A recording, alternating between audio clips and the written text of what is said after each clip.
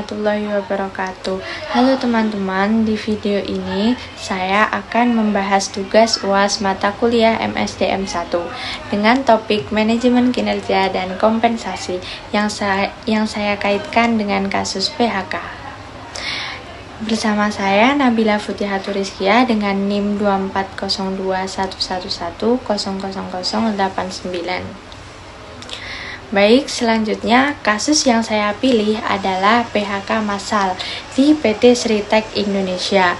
Dan sebagai pembanding internasional, saya menggunakan kasus dari General Motors di Amerika Serikat. PHK itu bukan cuma soal perusahaan mengurangi karyawan, tapi juga soal bagaimana perusahaan mengelola sumber daya manusianya. Kalau dilihat dari sudut pandang MSDM, PHK berhubungan langsung dengan kinerja karyawan, kompensasi, dan cara perusahaan bertanggung jawab ke pekerjaannya. Makanya kasus PHK menarik banget untuk dianalisis dari sisi MSDM.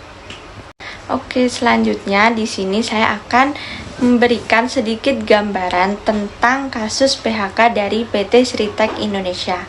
PT Sritek adalah salah satu perusahaan tekstil terbesar di Indonesia yang punya ribuan karyawan.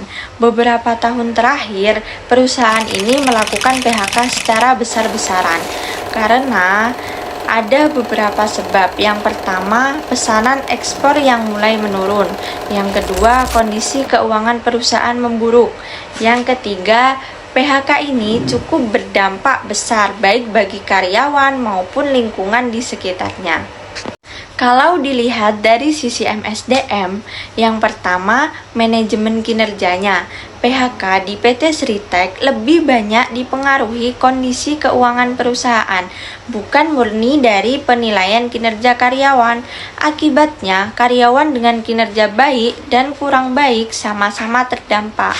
Yang kedua, dari segi kompensasi, perusahaan tetap memberikan pesangon sesuai aturan, tapi muncul keluhan terkait keterlambatan dan ketidakjelasan pembayaran hak dari karyawan. Yang ketiga, hubungan perusahaan dan karyawan.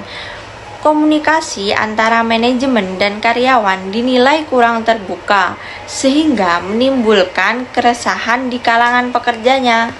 Selanjutnya, saya akan memberi gambaran dari kasus internasional PHK General Motors. Sebagai perbandingan, General Motors di Amerika Serikat juga pernah melakukan PHK besar-besaran, tapi alasannya sedikit berbeda, yaitu karena perubahan strategi bisnis. Yang kedua, peralihan ke kendaraan listrik. Yang ketiga, penyesuaian kebutuhan tenaga kerja. Dari dua perusahaan yang sudah saya paparkan, ada beberapa perbandingan antara Indonesia, yaitu PT Sritek, dan internasional General Motors. Kalau di PT Sritek, PHK-nya itu cenderung reaktif karena krisis, sedangkan di General Motors, PHK lebih terencana dan berbasis strategi. Selain itu, dukungan ke karyawan di luar pesangon juga jauh lebih lengkap di General Motors. Kalau dari sisi MSDM-nya, yang pertama dari manajemen kinerja.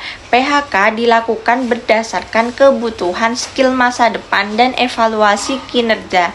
Karyawan yang skillnya tidak lagi sesuai biasanya ditawari pelatihan ulang atau dipindahkan.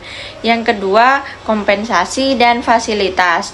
General Motors memberikan pesangon yang cukup besar dan menyediakan program pelatihan ulang serta bantuan cari kerja baru. Yang ketiga, komunikasi. Proses PHK disampaikan secara terbuka dan direncanakan jauh-jauh hari. Jadi, karyawan punya waktu untuk bersiap.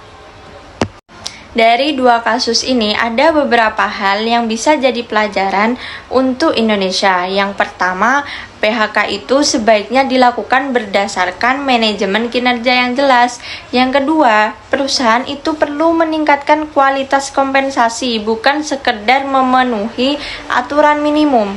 Yang ketiga, perlu ada program pelatihan ulang dan penyaluran kerja bagi karyawan terdampak PHK. Yang keempat, komunikasi antara perusahaan dan karyawan harus lebih terbuka. Jadi, kesimpulan yang sudah kita bahas tadi, PHK itu memang kadang tidak bisa dihindari teman-teman. Tapi bagaimana cara perusahaannya menangani PHK, menunjukkan kualitas manajemen sumber daya manusianya. Kasus PT Sritek menunjukkan bahwa Indonesia masih perlu memperkuat praktik manajemen sumber daya manusia agar lebih adil dan berkelanjutan. Apabila ada salah, terima kasih sudah menonton. See you next video.